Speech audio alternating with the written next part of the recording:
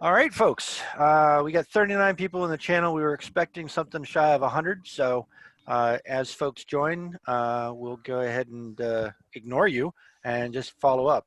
This will be recorded. It'll be on our YouTube channel shortly. My name is Ed Gardner. I'm the Executive Director of the Liberal Gun Club. I'm joined today by Scott Richardson, who is our very first online instructor. We did our very first class last week that had good participation and people seemed excited about it. And Scott talked too long, so we had to do a second one. I'm also joined by Mike Ross and Eric Myers, who are helping me co-host this. So we're going to save questions to the end. If you do have a question, you go ahead and type it in the chat, which is in the lower right-hand screen. And one of the moderators will put a bug in my ear. And if it's an immediate question that we need to answer, then we'll go ahead and ask it while Scott's doing it. I'll be muted and video muted for most of this because the real action, as hopefully you can all see, is on the screen. Looks like we got a, what is that, a 336 there, Scott, and GP100. GP100, and I know he's got a Colt Single Action Army floating around there somewhere. Yep. So without further ado, I'd like to welcome you to our very second social distance learning class.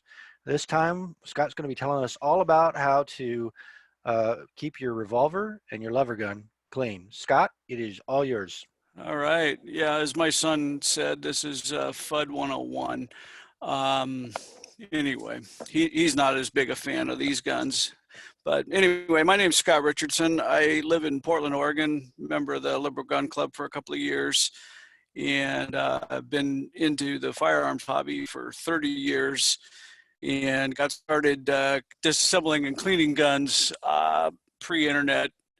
So I learned a lot the hard way, and hopefully I wanted to do this to maybe help you not make some of the same mistakes I did. Fortunately, these days broken parts are easier to get, but my goal is to help you not break parts and damage things. So I'm going to go ahead and jump right in. I'm going to take apart, I'm going to show you how to disassemble and field strip the GP100 to start with. If you'll notice, my guns have chamber flags in them and they're pointed in a safe direction. I just put the chamber flag in here for demonstration purposes at this point. I'm not going to leave it in while I clean them, but they are empty. They have been checked. Pop the cylinder out and look, you can see there are no projectiles in there. The bore is clear. And so I'm going to go ahead and set the 336 off to the side for the time being. And I have no live ammo on my bench at all. I like it that way. There's a 100% chance I won't make a mistake by thinking something's a snap cap, blah, blah, blah. So I don't mess with live ammo while I'm.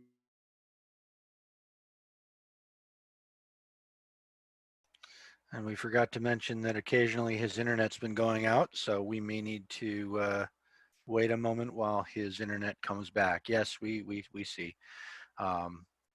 He's been having internet difficulties. We can thank CenturyLink for this, but he has been able to get it back on almost immediately. So if everybody is patient, I'll cut this out of the YouTube, and it might give us a couple more folks that come in. So he asked us to wait, so we're going to wait for just a moment. I do a song and dance, but I don't sing very well. I'm going to go ahead and pause the recording so I don't have to cut out dead air. But they're not intended to be used. They're not intended to be used on guns. So what will happen is if you use the wrong screwdriver, you're going to damage the face of this screw. The slot will be nicked up and damaged. If you use the correct screwdriver, it will take it out cleanly every time and it won't do any damage to that screw head. I don't know if you can see that one has some little nicks in it. I bought this gun used, so it wasn't always treated with the utmost care. So I just remove the grip, and then this has the removable grip panels on it. So I like to just use the screw to pop those out if possible.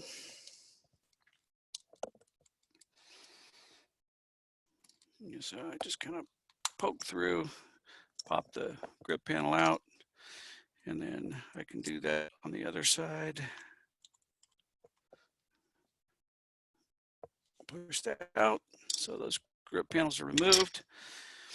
Set the screw aside, and then you just pull the. Scott, if you can show the panels, because we missed that. Oh, I'm sorry. Yeah, these are just some rosewood inserts. Okay. That go fit into the rubber grip of the gun, and then it's held together with the screw. You also have this on the Rugers, this metal dowel that's in alignment that corresponds to this hole in the grip that aligns everything. So then you just pull the rubber off. Okay.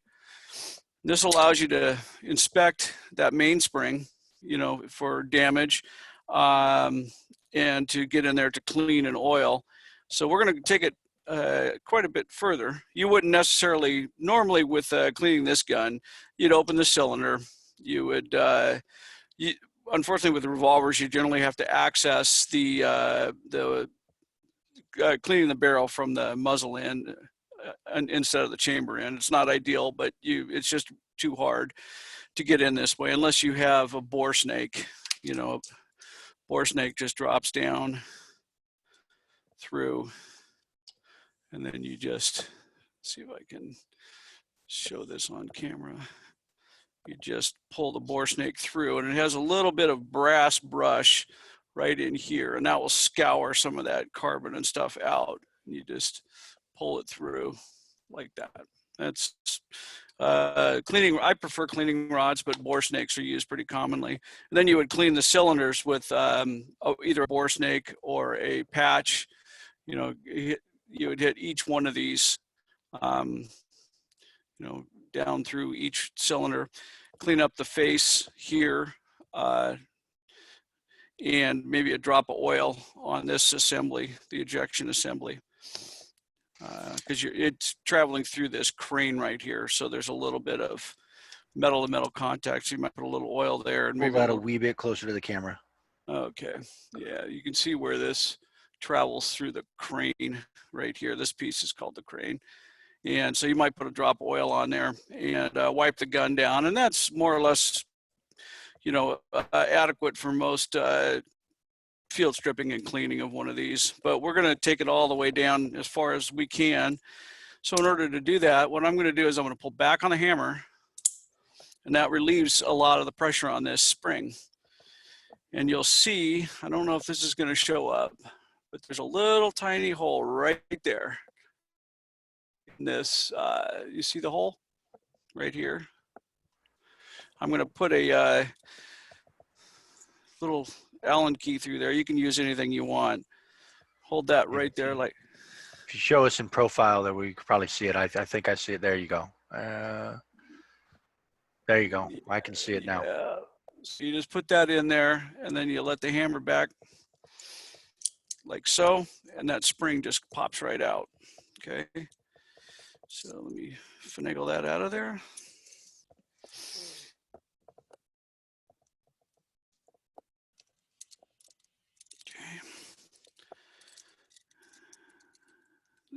Normally this gun comes with a little metal dowel that goes in the grip.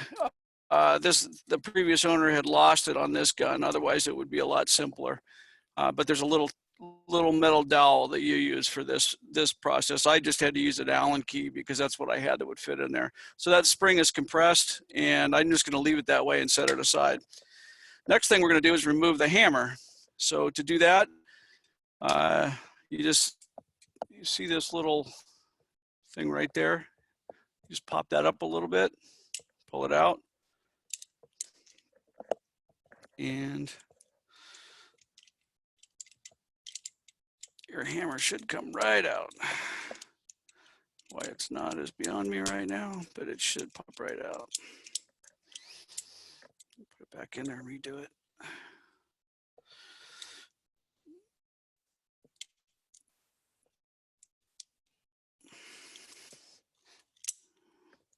Let's try it with the hammer back now, and then pop that out.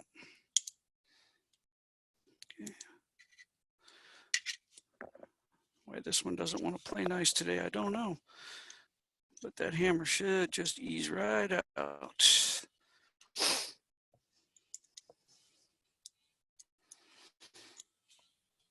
Come on.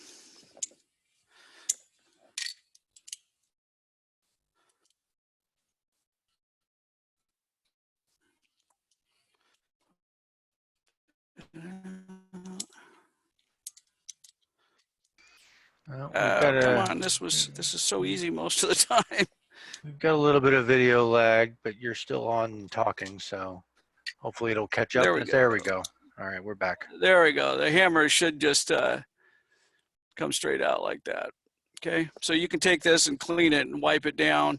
And I would be real careful. Inspect these surfaces right here. That's where it's engaging, you know, the rest of the trigger. And so you want to look for chips and gouges and things like that on there. That's the face that strikes the pin, you know, that's setting off the charge. So you're going to want to go through and clean this really well and Hold that up inspect it. to the camera real close so we can get a good, nice look at it. Yeah. So this is, you know, where you put your thumb and pull back, bang. So you'll clean that real well. Okay, and then now we're going to take the trigger out of this thing, and inside the frame right here, I don't know if that shows up. You see that little silver? That's a detent that's spring loaded.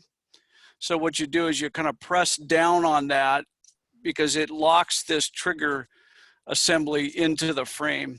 So I'm going to press down on that little detent and pull the trigger out. This one's really stiff on this gun. So now that you can see this gap right here. I don't know if that's going to show up. Let me get a piece of paper and show you. See this gap, right? Boy, this is difficult. I don't know if you can see the gap right above the trigger, right in this area right here. That tells you that it's been released. It'll close up when we put it back together, but you just take it and pull it out like that. So once that detent has been released, you can pull this trigger assembly out. You can go in here and now you can get it into the guts of this thing and clean it really well. A lot of times that will help the trigger pull on your gun immensely.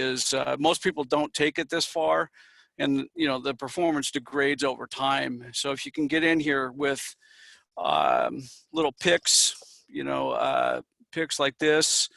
I was saying last week, these cheap shish kebab skewers are great for getting down in there if you're worried about scratching Hey, parts. Scott, we have a question from the audience from Eve. Sure. She was wondering if there's a special vise thing for holding a revolver like this. If there is, I don't have one.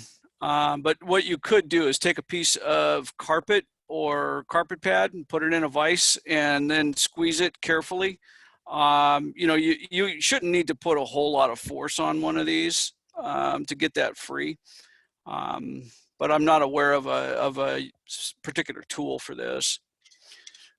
So anyway, that's your trigger on a Ruger. You can take it further and pop these roll pins out. You know, these little pins here. I wouldn't recommend doing that. This should be enough to clean and inspect and look for gouges and dings and bends and things like that. This is your transfer bar safety that blocks the hammer from striking the firing pin when the gun's dropped. So anyway, that's your Ruger trigger assembly on a GP100.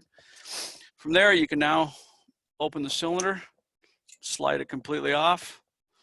Okay, there's your cylinder and crane. This is the crane piece right here. But what's nice about this is it really, on an older gun that hasn't been well taken care of, it really gives you an opportunity to clean this front surface very well. Normally, it's really hard to access that, get nice and shiny clean on a stainless or nickel gun. And, you know, you can get in and clean everything,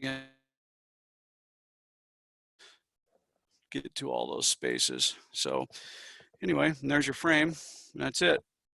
It's about as far as I take these things down if I'm going to give it a good deep scrubbing.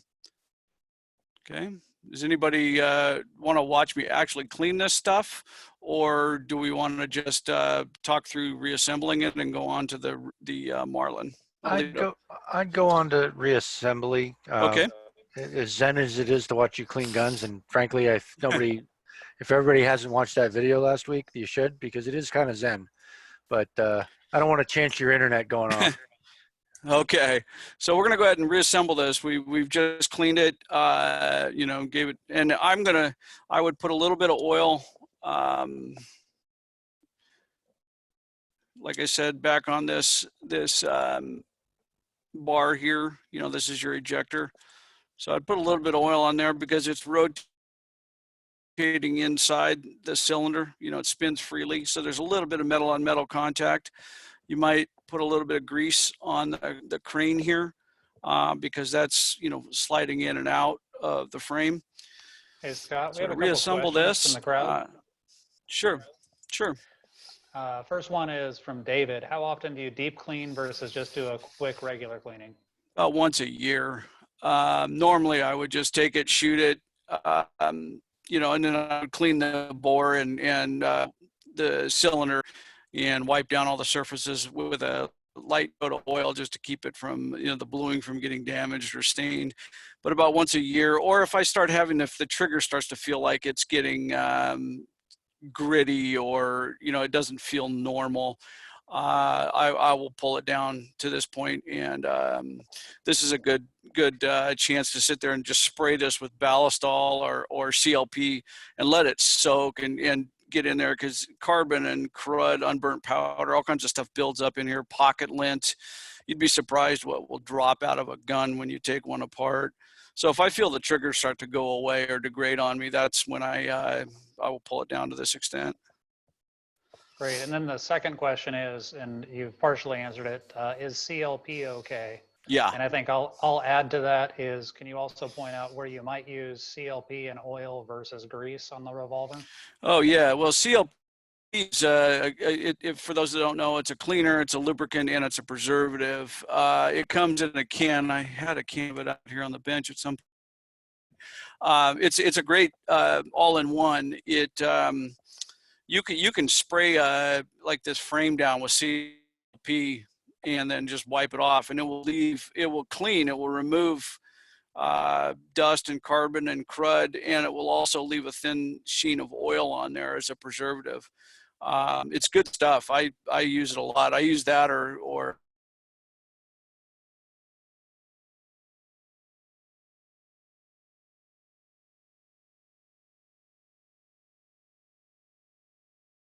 So he was about to say Ballistol, I'm pretty sure. And for those of you just joining or have joined before, since the last time this happened, Scott's internet's been going in and out. So I would do a dance, but I'm not going to. So he'll be back in a moment. If everybody just be patient, let's see, where the hell did my video go? Because then I can at least let you look at my double chin. There, now you can see my face. So at least you've got, not unmuting Anthony. No, Anthony's not playing a guitar. I mean, maybe if this goes on too long, then I'll let him play the guitar. A musical interlude. But anyway, I think he was about to say Ballistol.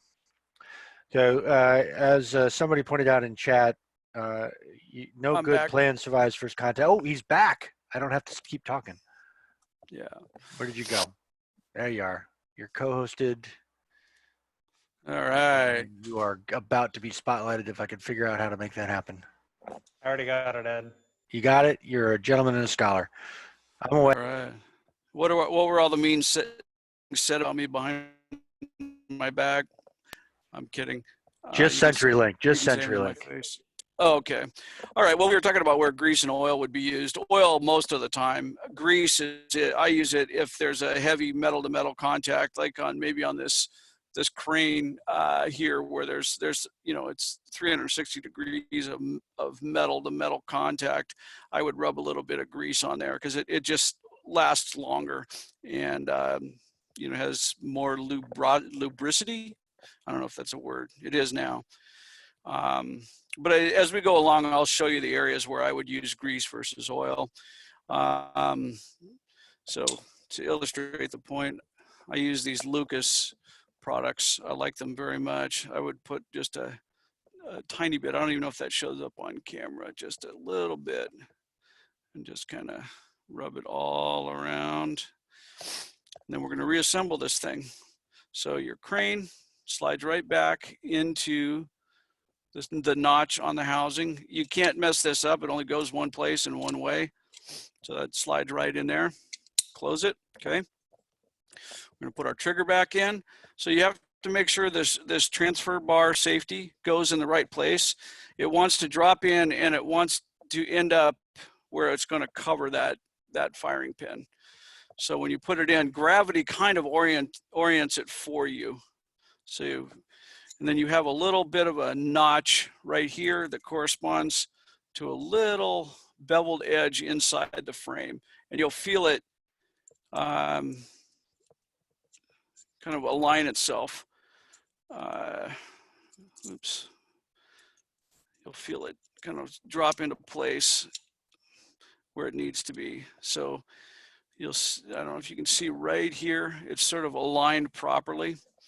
Then we're just going to make sure that this transfer bar safety, oh, this is hard to show, right here is where it needs to be. So we need to move that back there. Okay. And now you can see the detent that holds this all together right there. So that needs to depress, and then this whole thing will drop back into place. So I'm just going to set it down like this, press that detent like that. Now it's back together. So Okay. not nearly as stupid as an old school Ruger Mark III. No, a Mark III. Someday we should do a whole video on that, the early Mark series guns, because that's a game of Tetris or something. But now you can see it's rotating the cylinder, so all those things are working properly. Transfer bar is in the correct place. You can see it in there where it's going to come up and block that trigger. See.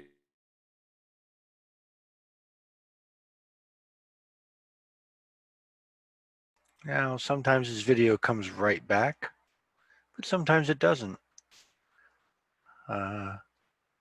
It says he's got plenty of internet, but I think that we might have lost him for a moment. All right, well, hey, more song and dance. Yeah, Scott has volunteered to do the video on the Mark III. If his internet ever comes back, I'm going to put myself back on video just in case anybody wants to see me. I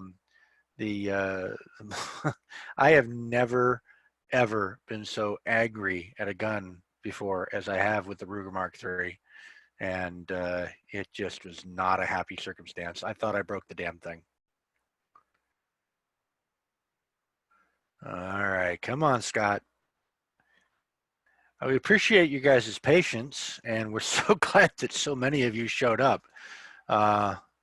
So hopefully the next couple of them, and we've got a schedule now, so we're going to publish that soon. Hopefully the next couple of them will go off with fewer technical glitches. Scott's first one went on without a hitch at all.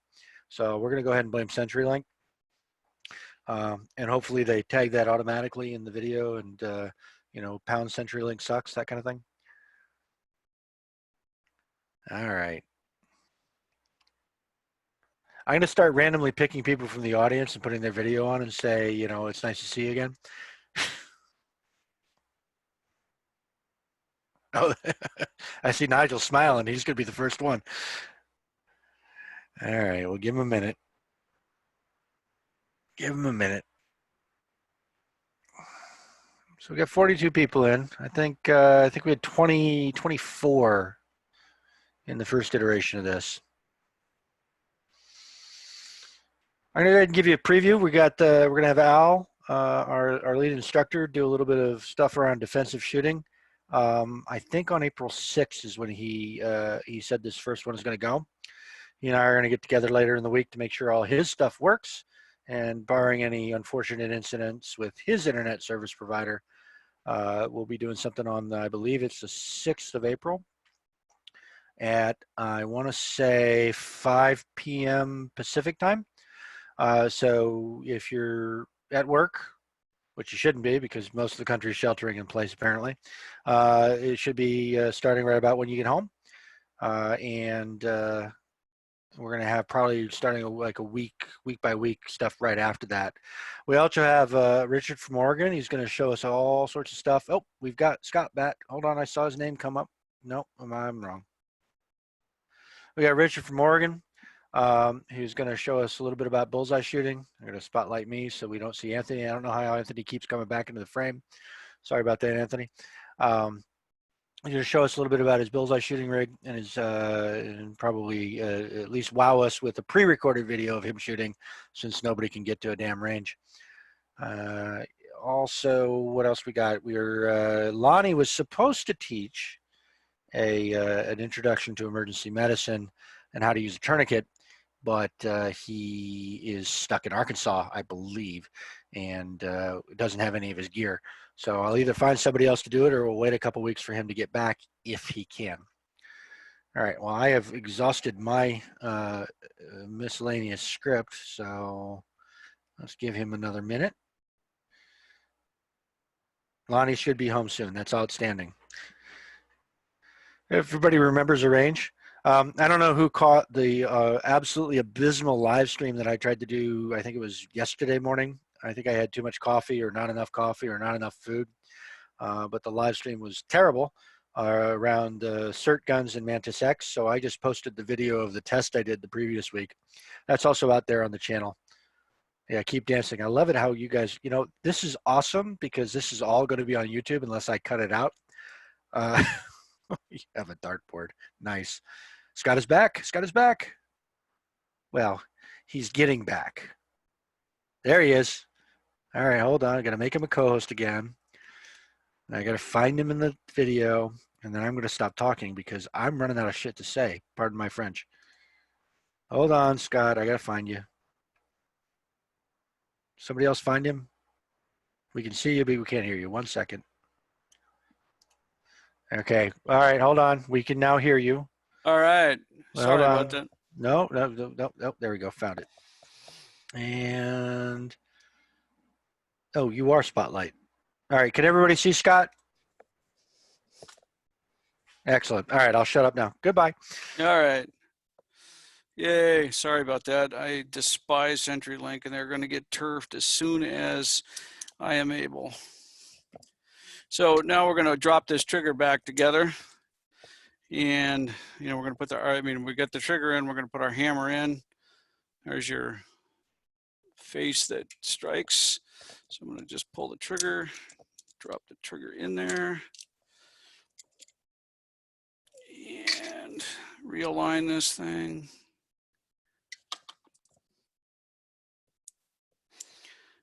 Put that pin back in. All right, so you see now, all I did was I pulled the trigger back, dropped my hammer into the slot here, and put that pin back in. I don't know if you can see that. It's this piece right here, right there. It just drops right in there and it's set smooth. So now you can see that we have a functioning trigger. The hammer doesn't work because we're going to put our hammer spring back in. But anyway, let's put that back in now. Let me just fix this real quick.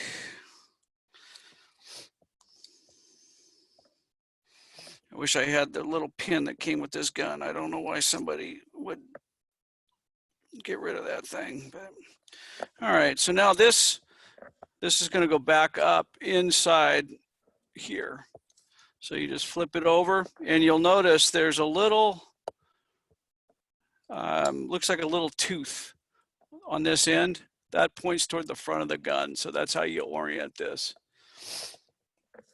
So you just put it in the frame with that little tooth pointing forward. It slides up into the frame, and there's a little shelf in here that it sets on. You see this little shelf right there?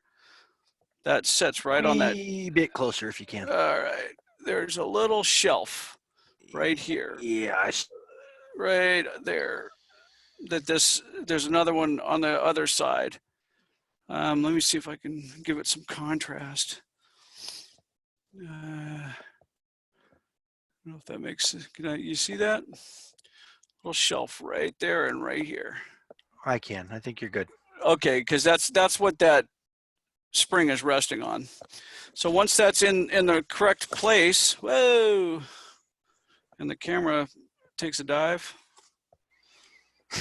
This has just gone every which way wrong today.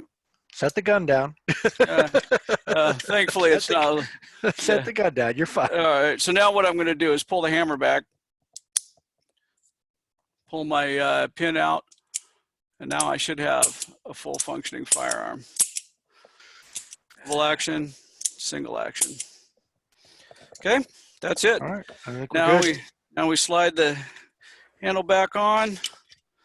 Your orientation dowel thing. Normally that little pin, the takedown tool, fits right in this little slot. Some knucklehead lost it, and I'm forever angry at that person. So I'll put this grip back together. I'm going to speed this up a little bit since putting grips on should be fairly intuitive. And then I'm going to take that Marlin apart. Luckily, the Marlin, there's only a few pieces that come off that gun. I will warn you, a Marlin 336 is very simple and elegant. A Winchester Model 94 is a fantastic gun, but it requires quite a bit more thought to taking apart, and it requires a little bit more expertise. I'm sure you're capable of doing it, but take your time. It's not nearly as simple as this Marlin's going to be. All right, here she is. This is about a 1941 Marlin 336. What caliber? 30-30. So you can always. That's God's caliber, right? It is. That's his. Yeah. And you can tell the Marlins on first glance because they eject through the side versus the Winchesters that eject through the top. So it's a neat old gun. My father-in-law owned it. He passed away. My mother-in-law gave it to me.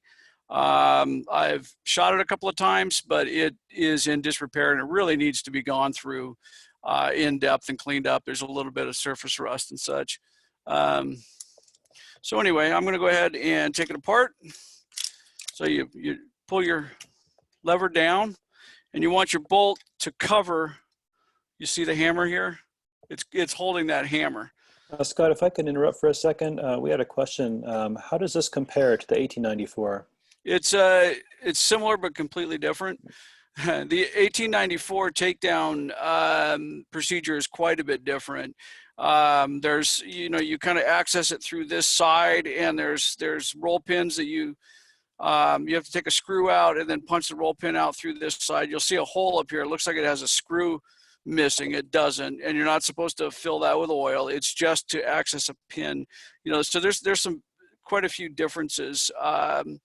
And it would probably be its own video. Because, but I just the Winchester 1894 is going to be its own, or I'm sorry, the 1894 is going to be its own video, right? Yeah, if I had one, I'd do it, but I don't have one. I can probably borrow one from somebody. Hey, can I borrow your gun and take it apart? Makes me a popular guy. So anyway, I'm going to go ahead, and here's a good example. Let me get this screw out. So you see the lever here, where the lever connects to the frame, the receiver. You take that screw out, and I'm going to use a real screwdriver for this. Just back that screw out, and I want to show you this screw because this illustrates why you use good screwdrivers. This is an 80 or 90-year-old screw, and you can see how knurled up that slot is. That's from just using. Pull it back just a little bit because it's too close to the camera now. Okay. Here we go. You can see how chattered up that thing is, but that's from using the wrong screwdrivers. So someday I'll try to restore that. You can get a little brass hammer and kind of move that metal back into place a little bit. But once you have that screw out, you then just kind of work your lever out. Let me show that on camera a little better. So your screw is out. You just kind of work the lever out. All right. There's your lever. Okay. And now We got a little you can video pull your lag. 1 bolt out. second. Got a little Just video lag. pull down on the hammer There you go. a little bit right here. You just kind of pull down, slide your bolt straight out. Okay. All right, Scott, we missed your that bolt. because if you can hear me? Now we you missed can that? get in here and you No, can he's really lagging. clean this thing. Inspect your extractor and ejectors. See that bolt face is pretty crusty. You can disassemble this bolt. I'm not going to go into it because you'll see me, you'll probably hear some choice words as I try to put it back together. But you know, it's dirty this thing really is. Hey, Scott, can you hear me? But when I reassemble this, I would put grease on this surface. Yeah. Yeah. So your video lagged out when you did all the really interesting stuff. Okay. let me put it back together real quick. Which part, where did it leave? It left with just before you disassembled the trigger assembly, at least on my end. Oh, all right. So really, Of course. back up about 2.5 minutes in your exercise. All right, let me put it back together real quick, and then I'll just take it right back apart. Sorry. Nah, it's all right. It's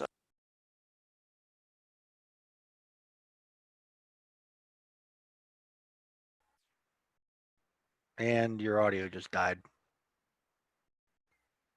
That, I think, is because you pulled the microphone out of your laptop. He can't hear us. I think he may have pulled the microphone out of his laptop.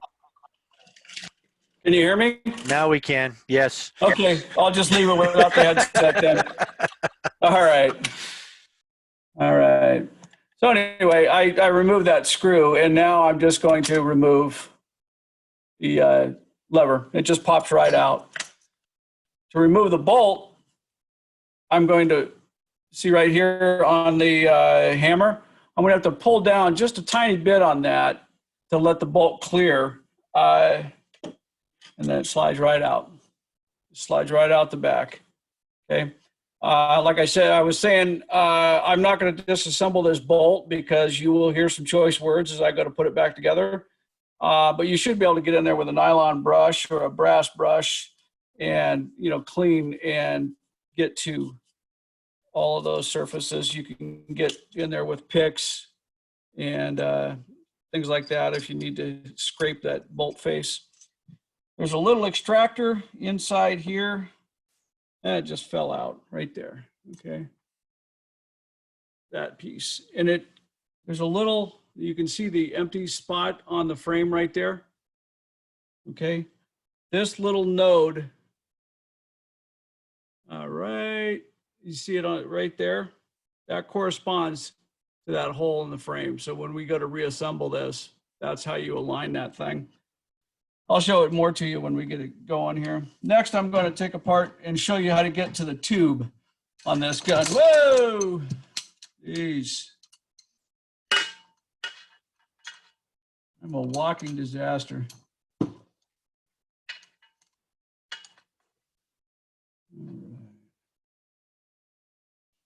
I'll show you how to take apart the tube. So right here underneath, there's a screw right there. Can you guys hear me? We can, sir. All right. Audio was better with the headset, but keep going. Yeah. There's a little screw under this tube. I'm going to pop it right out. It's kind of an odd angle for me to do this, but. All right.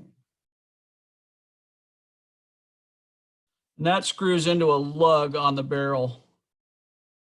Kind of stabilizes the front of that thing. So that comes right out. Okay. Now there's 2 screws on this barrel band, one on each side. I don't know if you can see those, but there's one here and one here. So I'm going to remove those.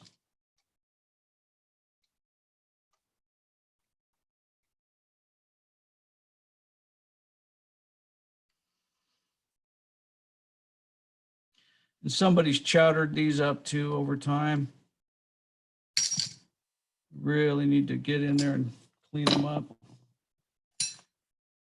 But that's another day. Okay. Pull these out. Okay, then now the hand guard just pops right off. Should. Okay, there we go. All right, so now we have the barrel free and clear. The tube is out. You know, you can get in here and you can clean up. Bring the gun back into camera. You got it out of camera Yeah, when I was the trying to camera get fell down. There you go. So you can get in here and you can clean in here and in where that tube feeds into the receiver. You can see a little bit of surface rust forming along here. I would go at that with brass wool and some oil, or an old pre-84 penny will remove a lot of that, and some oil. Don't take a steel wool to your guns, please. It will take that bluing off. But with that tube out, you can now, this is how you would replace this spring. You know, if your gun wasn't feeding right, you could probably go out to Numrich and replace this spring. You can get in here, and you can clean this tube with a brush, or a, you know, like maybe a 410 shotgun brush. And there's a lot of surface rust on here.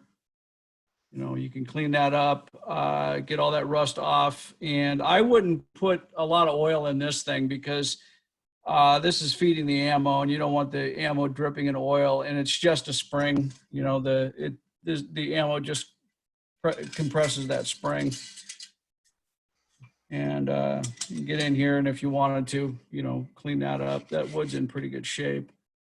Nothing wrong with it, no cracks. So I'm gonna go ahead and reassemble this thing real quick. It's pretty intuitive.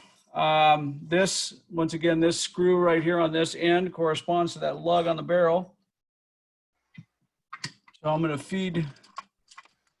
Hey, Scott, we've got a question from Anthony on the chat there.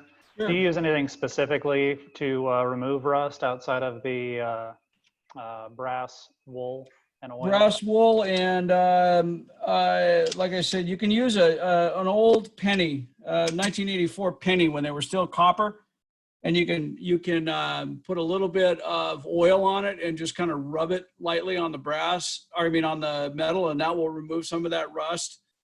I'd be real careful about using on a blued gun.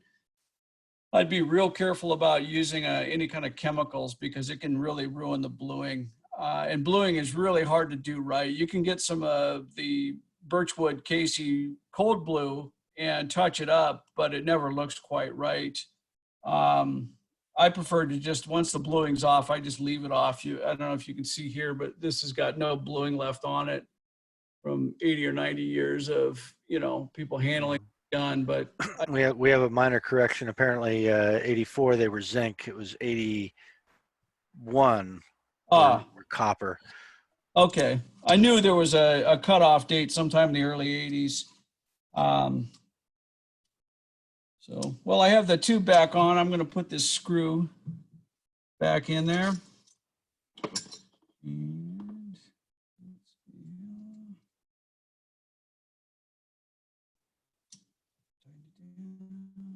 And another warning, please don't use red Loctite on your guns. If you have a screw that's perpetually coming loose, put a little dab of blue Loctite on it. Blue's okay, but don't use red, please, because that stuff's miserable to get off. The only way I know to do it correctly, or adequately, is to put heat to it, and heat and metal don't generally play well together. So please don't use red Loctite. So now I'm going to put the handguard back on. Oh, I should have done that before I put the screw back in. Forgot. Yeah, you might be able to find a really soft, like double-aught or triple-aught copper wool would probably work as well. I believe they sell it. They make those pan scrubbers, but I don't think I'd use anything that abrasive.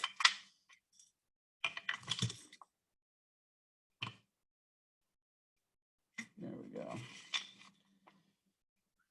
what happens when in a hurry. Spring goes back in there. So the next time I take this gun apart, I'm going to go through it and disassemble it and completely deep clean it and try to address all that rust. Here in Oregon, guns sit in safes. And I'm sure people in the South see it as well, where there's moisture issues, and guns can rust. So, line back up.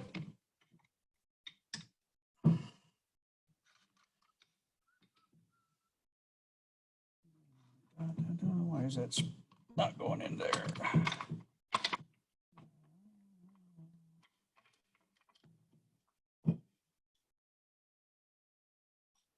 Slide that forward and now do it.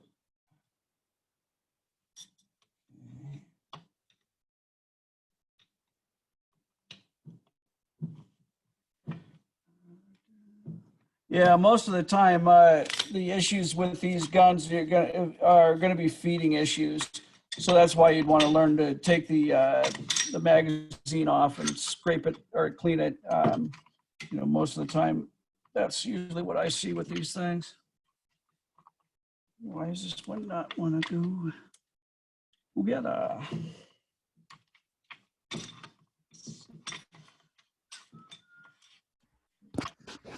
Played nice with me all the way up to this point. Come on. Come on, get in there.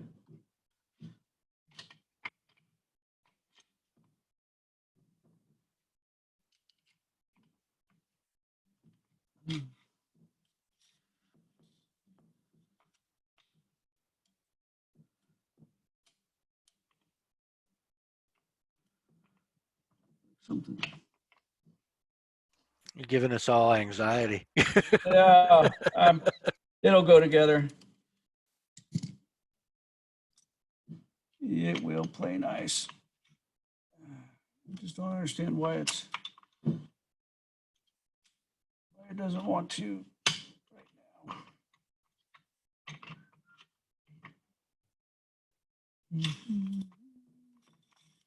Well, any other questions while I'm messing around with this?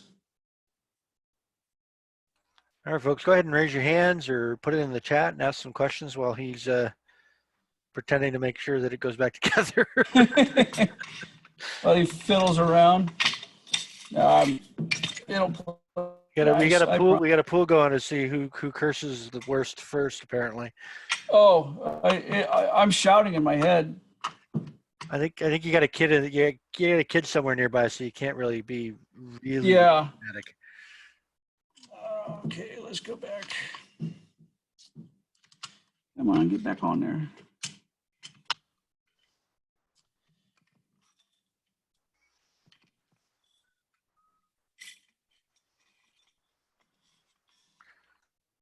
He's heard all these words many times.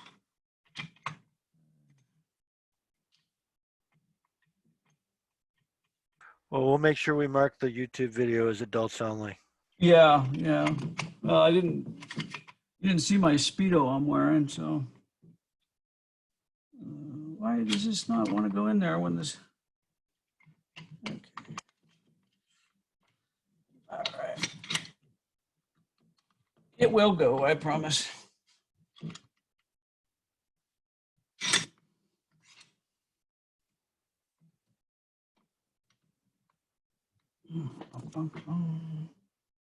It will play nice. So next week we're going to do like kind of an intro to reloading. Is that the plan? That's up to you. You're the guy with the schedule. Did you get it back together, or are you just pretending? Yeah. Yeah, I was going to do an intro to reloading. You know, just basic, like 38 caliber. A straight wall pistol cartridge, and using the bare minimum equipment needed to do it. For the home reloader. So yeah, we're getting a schedule coming together. All right, so actually, let's let you finish. Does that look like it's on? I'll put the barrel band back on in a second here, but so now this is kind of the trickiest part of this, is to get this extractor, this little nub right there. That little nub right there drops through the frame. Yeah, there we go. Anyway, drops through that frame. And then you got to rotate it so that a little detent pops out. got to kind of feel it drop into place. There it is. Yep, camera. And let's see, there it is, okay. Now, once that's in place, you can run your bolt in it. You got to be careful and do not run this bolt all the way forward, or you're going to have to disassemble everything to get it out of there. Not fun. Not a fun thing.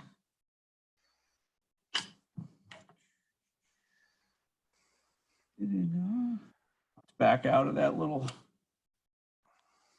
groove. Ostensibly, we weren't having demo problems here. This would all go back together the way it came apart, I assume. Absolutely. Quick question: do you know if there are any obvious differences between the Remlins and the older guns like this? The Remington. The Remington took over the Marlin. I'm not sure I understand the question. The difference between a Marlin and a Remington? Well, so when Remington bought Marlin, I believe is that. Oh, you mean recently? Yeah. Yeah, my understanding is that the modern Remington and Marlins have suffered from some quality control issues. And, you know, I haven't looked at one, but my understanding is that they're not very good, that they rust. The disassembly supposedly is the same, presumably. I would imagine, yeah, I don't know why. We can look that up. Another question: any special considerations when cleaning a vintage gun versus something more modern, which I guess is sort of related to the same question? The techniques all are the same.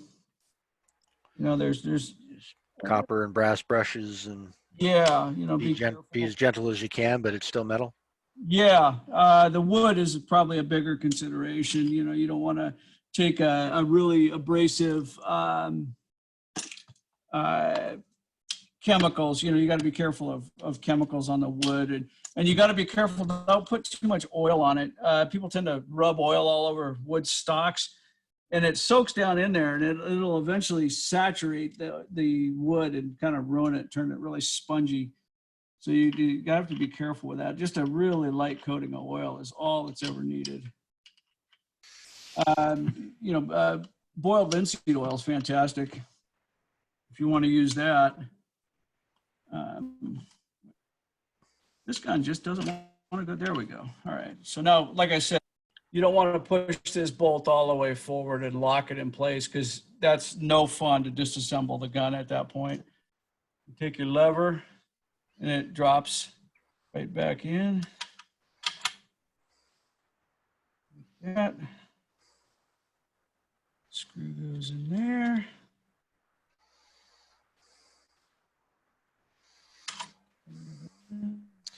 I have a question. Since you got the gun half put back together without the tube and the forearm, does the tube or does the lever and the bolt have to be out to put the tube and the forearm back on? No, I don't. No. Oh, there you go. That's working. Oh, let's put that back together. I promise I can do it. I promise. I've done it. Yeah, so next week I have a little single stage lead press, and we're gonna just load up a few 38 caliber cartridges, and I'm going to show you how to set the dies and get get everything where you want it for your gun, and kind of try to maybe get. Yeah, we've got like I said, we've got a slate of stuff coming. We've got some our lead instructor Al, whose last name I will not try to pronounce without reading it, Padavani. Anyway, I butchered his name. Is going to teach some stuff around some of the defensive shooting concepts. Yeah. We've got Richard from another of your compatriots from Oregon is going to teach us a little bit about bullseye shooting. We're still trying to get maybe Lonnie back from where he's coming from to show us a little bit about some emergency medicine. Al's actually got like 4 weeks worth of classes coming. So once a week starting next Monday is when his is going to start on the 6th. probably at 5-ish Pacific time. So we're going to publish that schedule out. Mostly I'm just songing and dancing while you concentrate on putting the gun back together. Yeah, I took Al's defensive pistol class at the national meet in October, and it was really well done. There you go. Looks like you got it that time. Yeah, but I enjoyed Alessandro's class immensely. He's funny, and he's really just really good at presenting that information without coming off like a typical gun instructor, you know. Yeah. See. Just put the screws back. It just took a second to get all that aligned properly. But I told you I knew how to do it, honestly. We believe you. We believe you. Yeah. And you're right at the hour too. So we're only 5 minutes past. We started 5 minutes late to let everybody join. I think we got through all the material we were planning on getting through. Yeah, pretty much. Any parting thoughts? Any questions I can help with? I'm sorry for fumbling around and losing my internet connection. Hopefully it demystified the stuff for you a little bit and gives you enough confidence to take one apart. I mean, they're really not, guns aren't really as complicated as you think they are. Revolvers and lever guns seem to scare people the most, but they aren't nearly as bad as you think they are when you get into them. If you have any questions, I'd be happy to do a Zoom session with you if you wanted to do some one-on-one. I've got nothing else to do during a pandemic. Yeah, we'll put this out on YouTube. We'll drop it on the forums. We'll drop it in Facebook. We'll drop it in Discord. People will have a chance to ask questions. I saw that you've been already responding to the YouTube comments, so good. Good for you, because that gives me a headache. But this has been awesome. We're going to be posting the videos in all those places for this session. I may or may not edit out this, the commercial breaks in between for the internet dropping. Depends on how much work I want to do. But thanks so much, Scott. Everybody is saying thank you in the thing. I'm not going to do what I did last time and unmute everybody for everybody to say yay, because that was silly. You can see it's working. I think this was fantastic. I know I'm going to have to screw around with my 336. And we're going to keep everybody up to date on what the new videos are and when we're having new classes. Yeah, so, next week will be, a lot of people wanted to just see a basic reloading setup. So I'm getting all the together, and if someday, if you want, I'll take apart the Colt Single Action Army together. That's kind of a fun one. I think we want. Maybe just concentrate on just one gun on that time so that we can. Yeah, really that would make everybody nervous because it's a $2,000 gun, but you can take every part off of it, and it makes me nervous, but it's fun. All right, boys and girls, thank you so much. We'll see everybody online. And Scott, thanks again. Really great class, internet issues notwithstanding, and even they weren't that bad. All right, we'll see you soon. Thank you all. Have a great night, folks. Good night.